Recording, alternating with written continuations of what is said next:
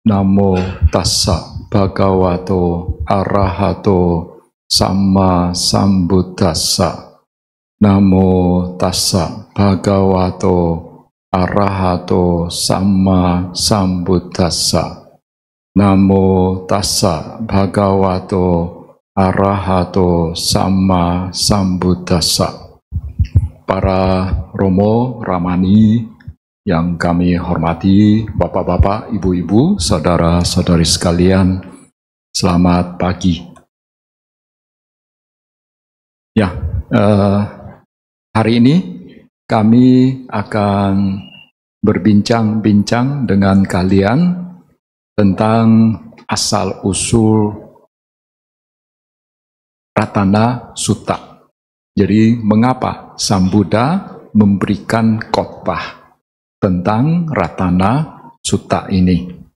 Dan mungkin untuk selanjutnya, jadi hari ini cerita asal-usul, nanti ke depannya kalau saya isi di Edaka lagi, nah kita akan membahas satu persatu syair yang ada di dalam Ratana Sutta. Tapi ya hari ini asal-usulnya dulu. Jadi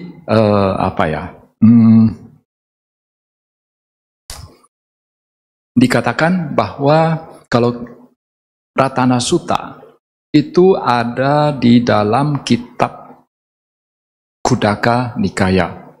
Sebagaimana kita ketahui, kitab suci agama Buddha pada dasarnya bisa dibagi menjadi 3 kelompok besar.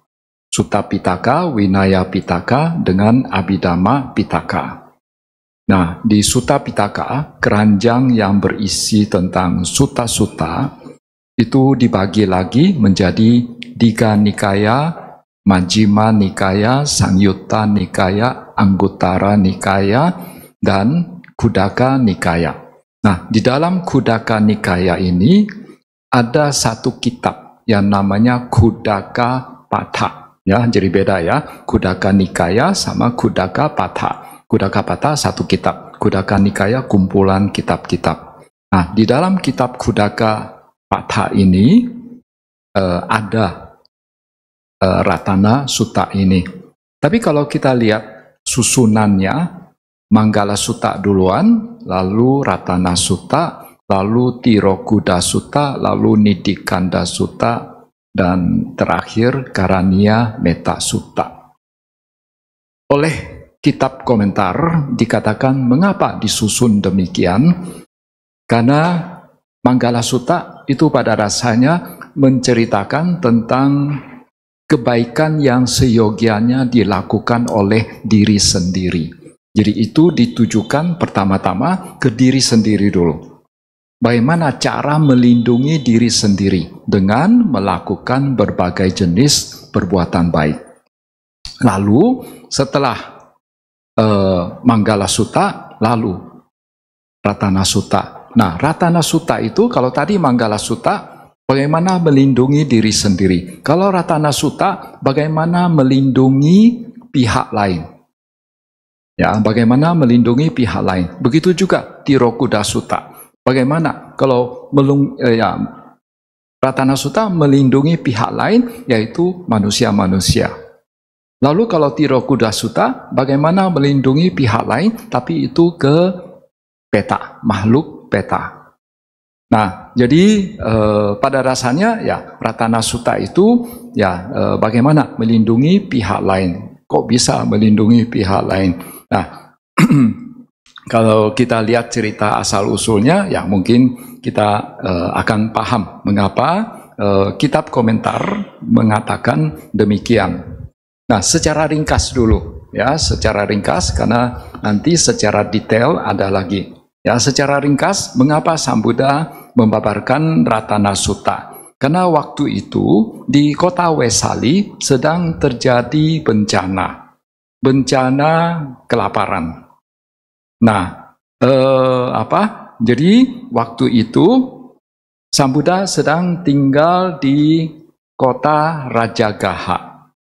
Dan oleh orang Lichawi atau orang Wakji yang tinggal di Wesali, Jadi di daerah Wesali itu tinggal satu kelompok, satu suku yang namanya Licawi atau kelompok Waji.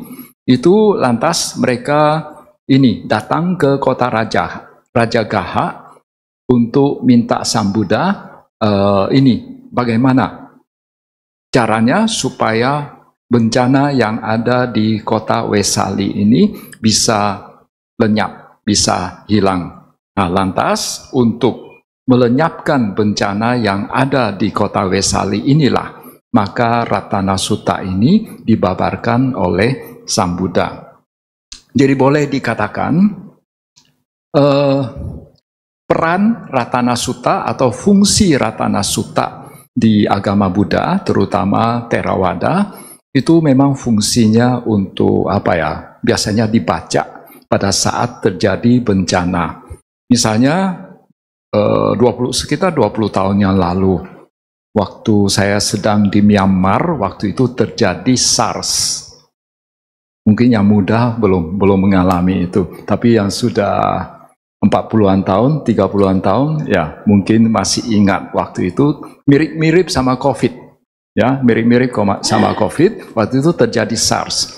Jadi waktu itu saya ingat wihara tempat saya tinggal di Myanmar itu tiap hari membaca Ratana Sutta. Memang ada kebiasaan, ya kebiasaan untuk umat Buddha kalau terjadi bencana yaitu baca Ratana Sutta.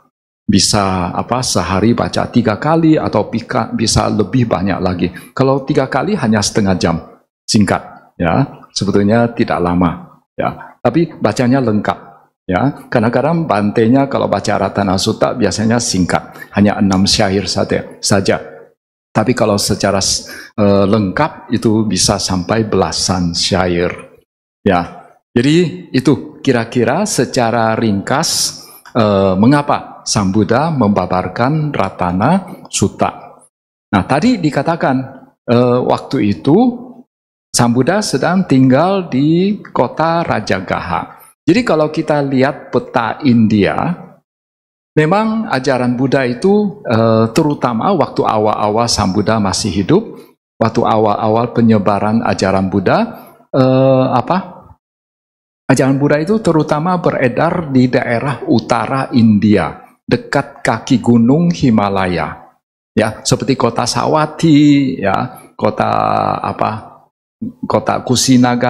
Kusinara gitu, itu daerah utara, ya daerah utara. Kemudian daerah utara itu agak sebelah timurnya, nah itu daerah lembah Sungai Gangga, itu dikatakan peradaban India berawal dari sana konon. Nah daerah timurnya itu ada kota Rajagaha. Kota Rajagaha naik sedikit itu Nalanda, lalu naik lagi itu Sungai Gangga. Di tepi Sungai Gangga ada kota Pataliputta. Kalau sekarang kita ke India namanya kota Patna. Lalu ke utara lagi sedikit itu kota Wesali.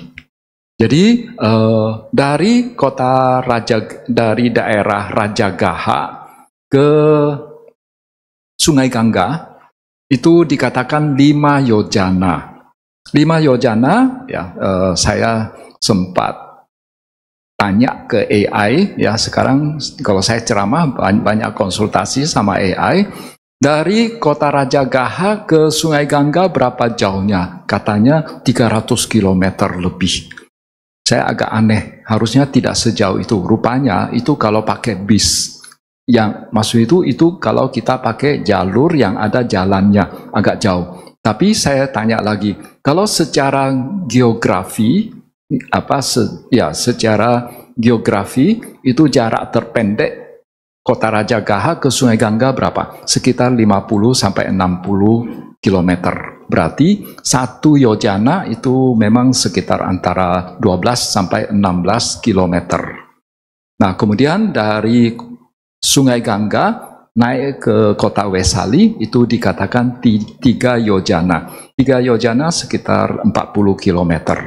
Ya, itu sedikit gambaran tentang geografinya kota Rajagaha.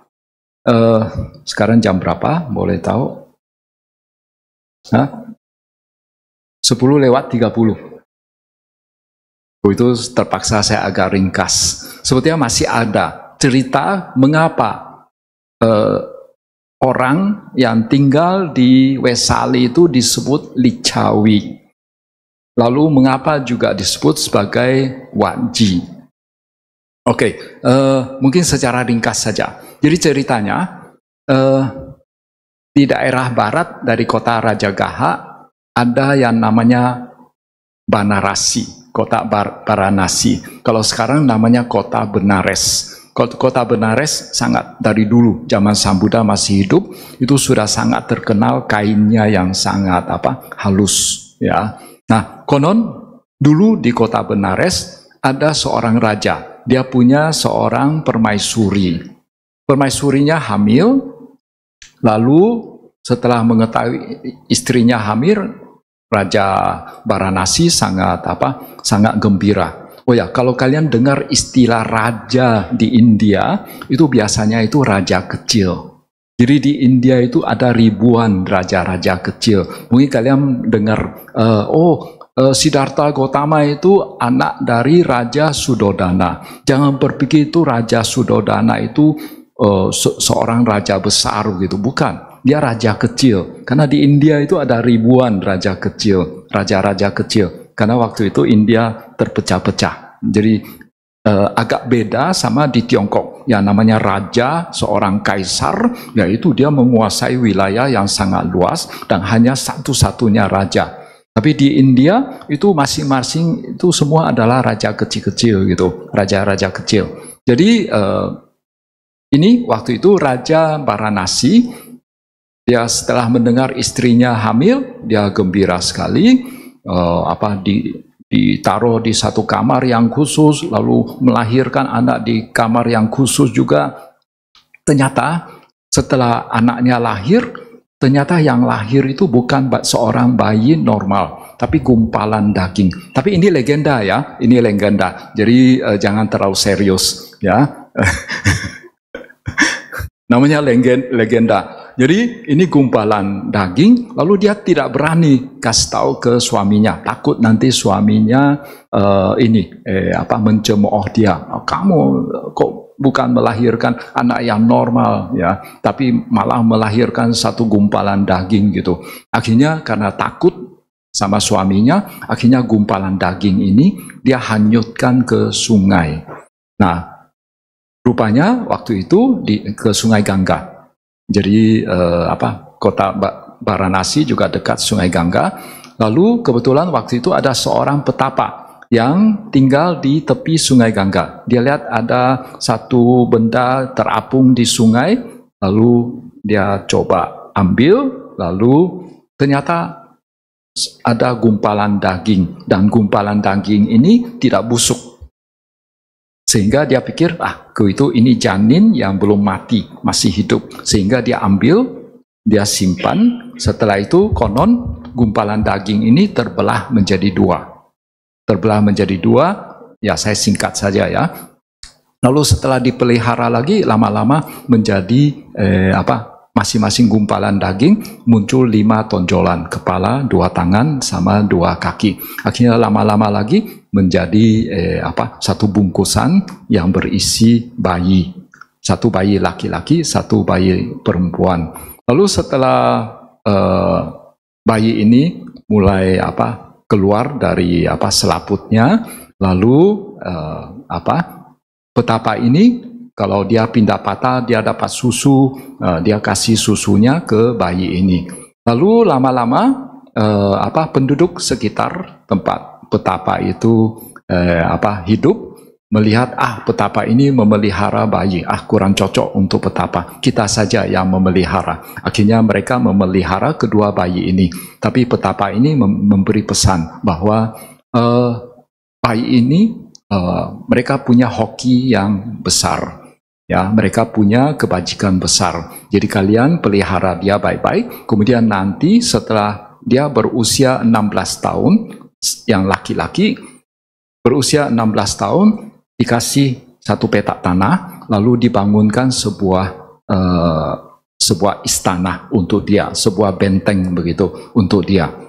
Akhirnya penduduk itu mengikuti apa yang dikatakan oleh sang petapa. Jadi ketika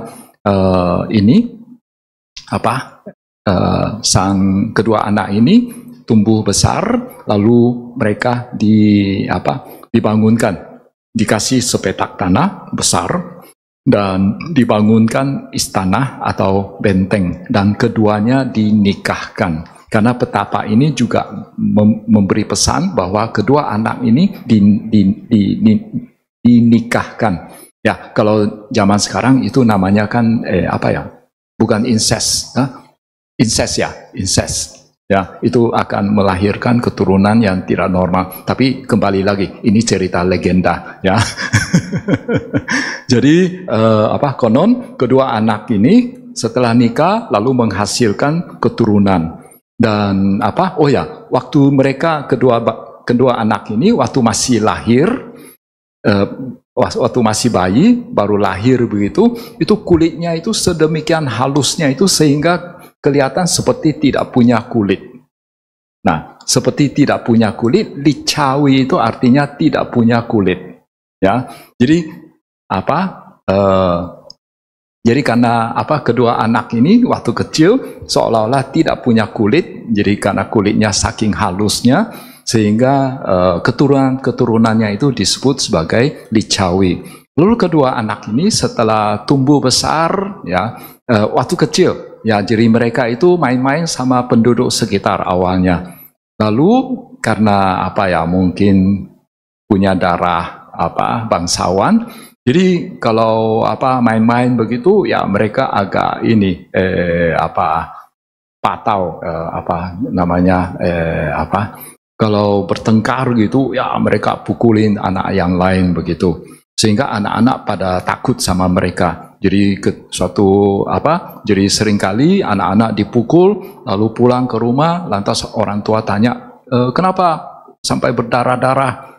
Karena kami dipukulin oleh anak yang tidak punya orang tua itu. Lalu akhirnya orang tua anak-anak itu mengatakan, oh, kau itu jangan ke sana lagi. Tanah itu adalah tanah terlarang. Tanah yang seyogianya dihindari. Nah, wa'ji itu secara harafiah berarti tanah yang seyogianya dihindari. Jadi sejak saat itulah daerah tempat tinggal kedua anak itu dan keturunannya selanjutnya itu disebut daerah wa'ji. Lalu kenapa disebut Wesali?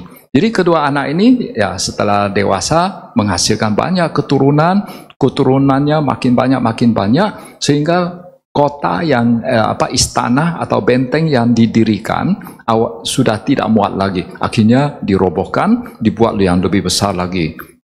Setelah penduduknya makin banyak, dirobohkan lagi, dibuat lebih besar lagi. Ya, oleh karena itu tempat itu disebut Wesali. Wesali itu artinya yang diperluas berulang-ulang. Nah, itu kira-kira ya legenda yang berhubungan dengan nama wa'ji. Wa'ji berarti daerah yang dihindari. Yang berhubungan dengan licawi artinya tidak punya kulit. Lalu Wesali yaitu kota yang diperluas berulang-ulang. Nah, kota Wesali kalau kita ziarah ke India sekarang ada satu tempat yang khusus karena di sana tinggal satu-satunya pilar Asoka yang masih utuh. Ya, mungkin yang pernah ziarah ke India pernah lihat pilar Asoka itu. Nah, sekarang kita kembali ke cerita awal. Jadi waktu itu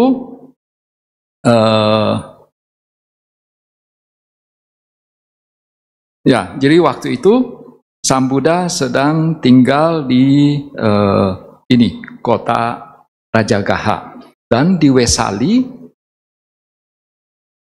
terjadi bencana kekeringan. Jadi setelah terjadi bencana kekeringan, sehingga muncul bencana selanjutnya, yaitu bencana kelaparan. Ya, bencana, awalnya ini. Tunggu, sorry.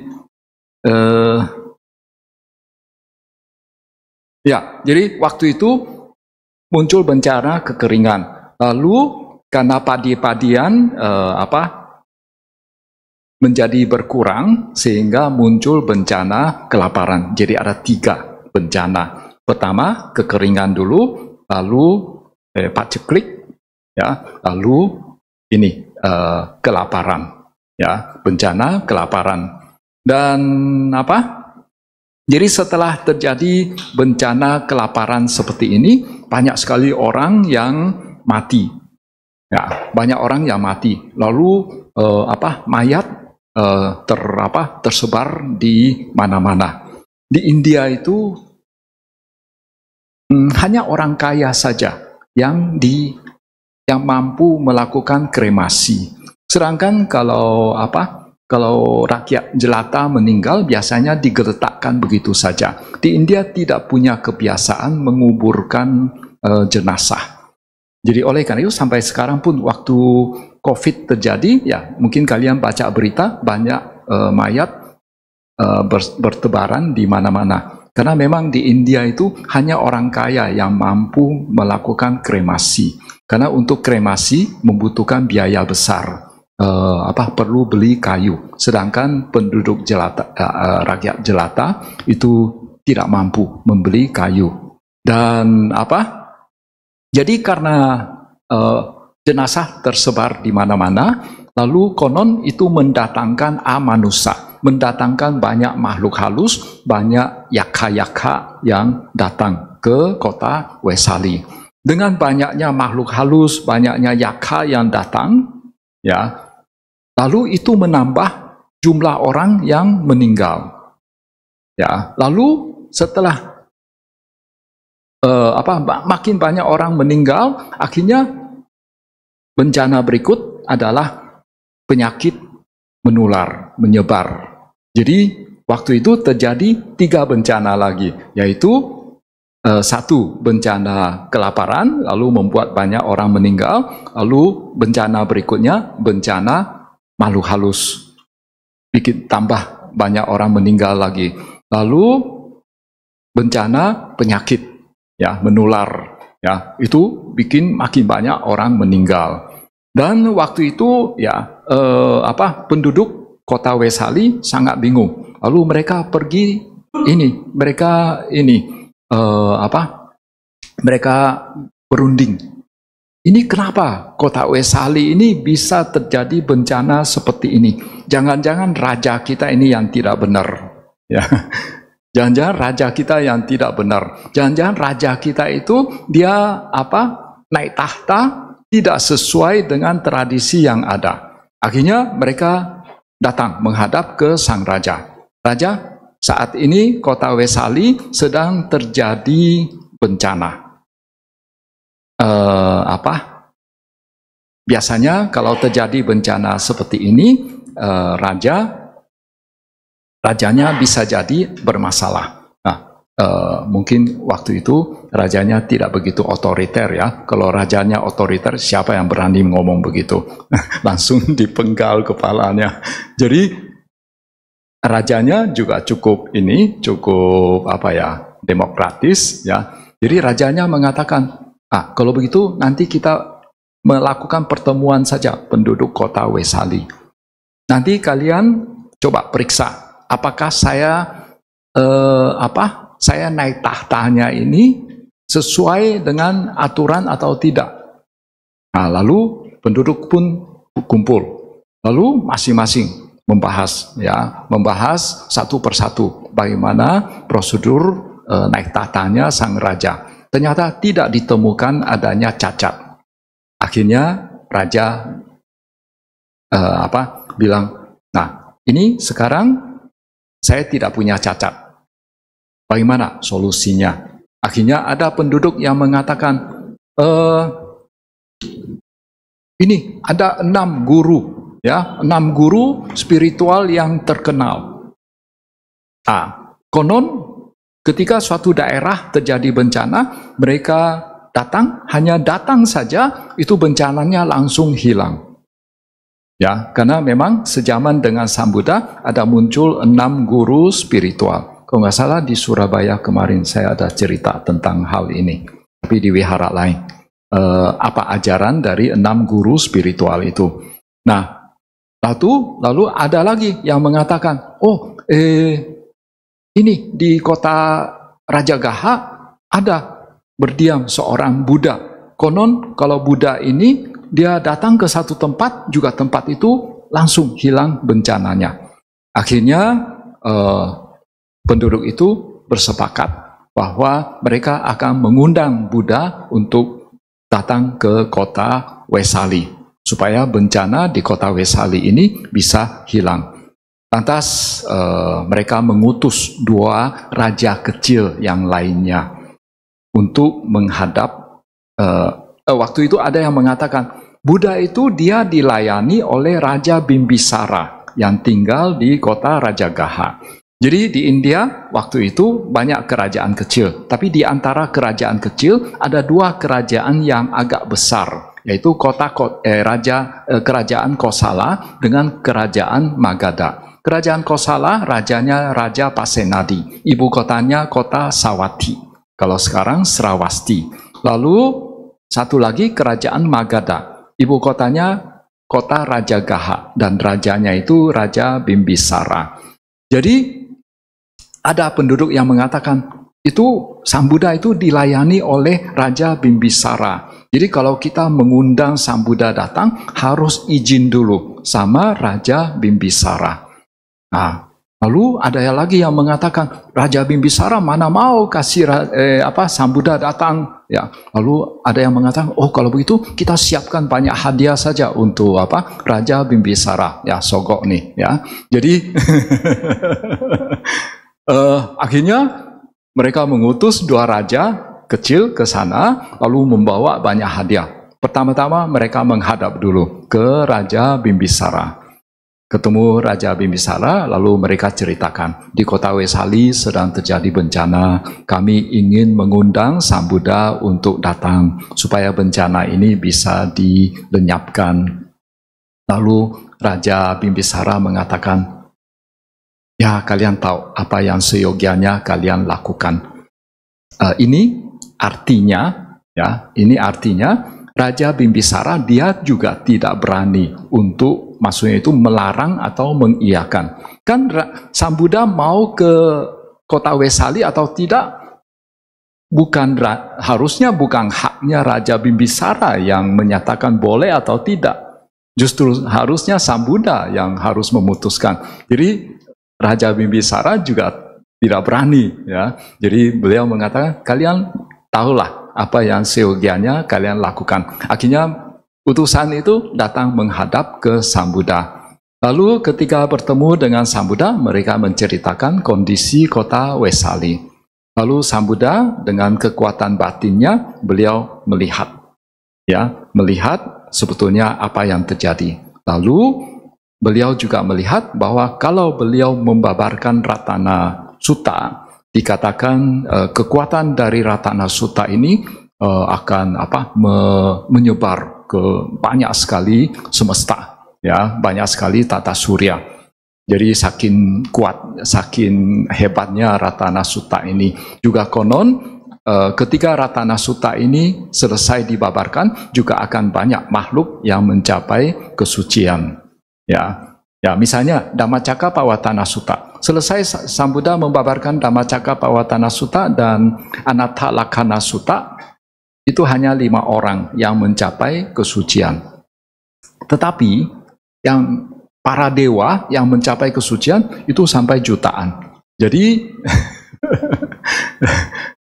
sebetulnya terlahir sebagai dewa juga not too bad, ya. Jadi Sang Buddha melihat bahwa kalau beliau datang ke kota Wesali lalu membabarkan Ratana Sutta, itu akan memberi manfaat yang sangat besar untuk banyak makhluk hidup. Oleh karena itu beliau memutuskan berangkat.